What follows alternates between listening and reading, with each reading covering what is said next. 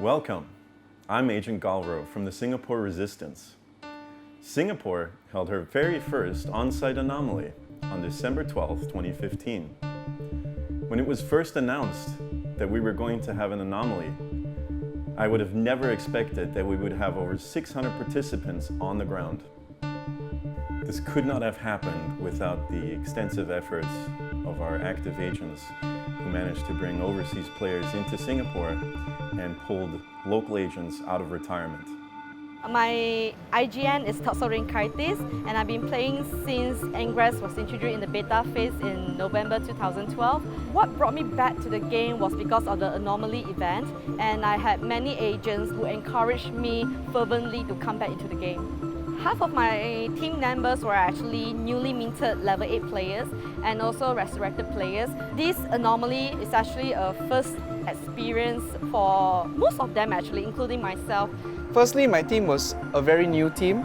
A lot of the agents had just hit level 8 maybe a month ago, and they didn't have the inventory or even the battling skills to go for an anomaly. But thankfully, with their enthusiasm and hard work, and the support of my second and third in charge, we were able to prepare them for the anomaly. My in-game name is X-Thunderbolt. I'm actually a beta player that stopped at level 4 about 2 years back. So I came back in October to join the Resistance for Anomaly. Anomaly was definitely a unique experience for me because I expected to be walking around the clusters, but instead, once I got headhunted into the bike team, I was actually told that there wouldn't be a lot of riding, it was just going to be around the clusters. Until I actually went for the briefing, I was completely shocked and to realize that I would be going so many different places that was so far out from the clusters. For example, for measurement 1, I had only about 10 minutes to actually react. So it was pretty exhilarating because as compared to the ground teams who know which are the portals that they have to guard and defend, for us it's always about rushing and trying to get to the right place at a good time. Abaddon Singapore is the 6th anomaly that I've attended. The last one was Abaddon New Taipei City. My role in this anomaly is hospitality. That means I take care of visitors. Before the anomaly in the planning stage, we have been engaging various communities around the world, sorting out tourist staff, sorting out their hotels, where they stay, where they want to visit. We want to sincerely thank them and their local communities for their support to Singapore Abaddon. Okay, my name is Tijo. I'm from Batam, Indonesia. I've been playing in Batam and Singapore.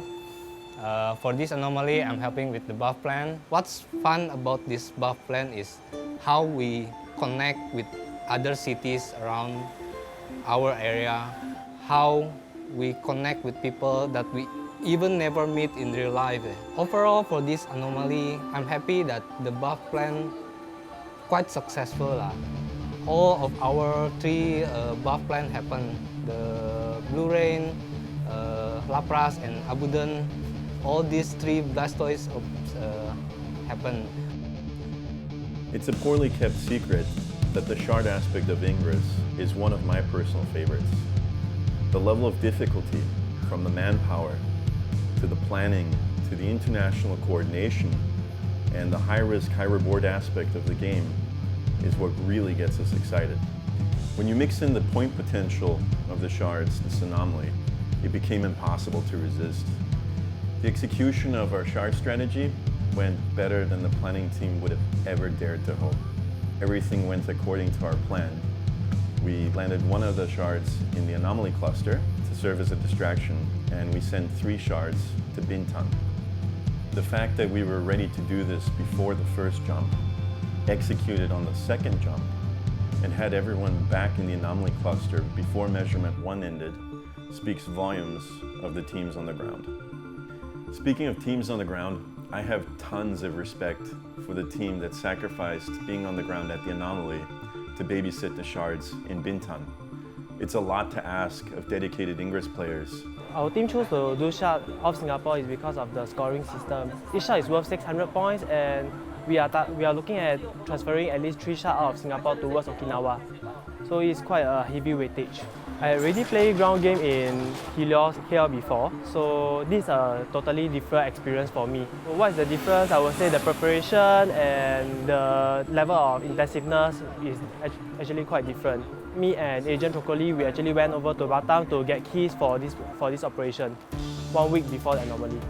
We are supposed to receive the shard at the 4th jump, and while having coffee at Bintan, we are told by the dispatch that hey, the shard will be coming over by the next jump, which is in about 5 to 10 minutes time. So our team actually went back to the portal to start preparation, and I think our guys did great. We inoculated the portal and received the shard successfully.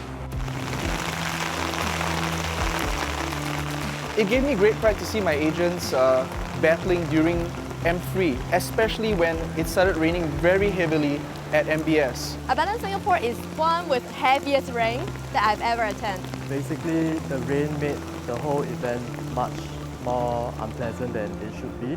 But seeing how my teammates were able to just forge through the rain and cycle together, that's something that you don't really get to see. And because of that, despite the heavy rain, I really had a big motivation to cycle with my other teammates as well. There was even a very iconic photograph of one of my players, Derek Tralala, in the rain, and he didn't even have a poncho, but he kept playing on.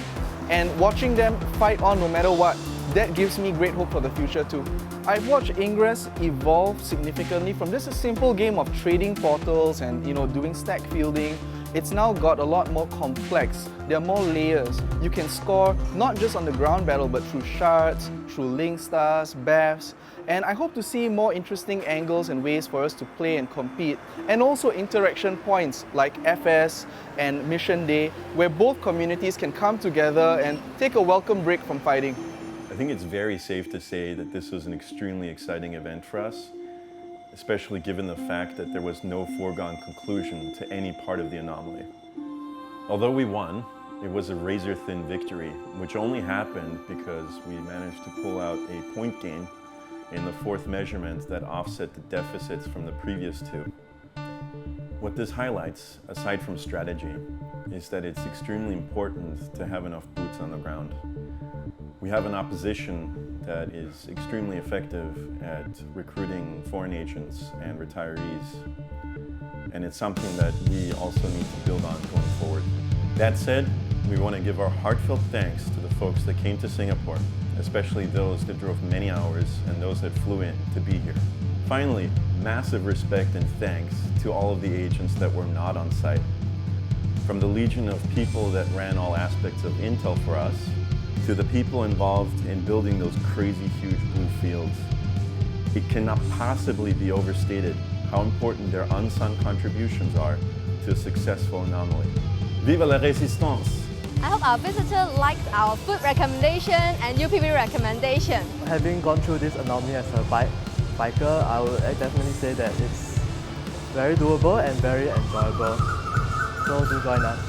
Do come back to Singapore. It doesn't have to be an anomaly.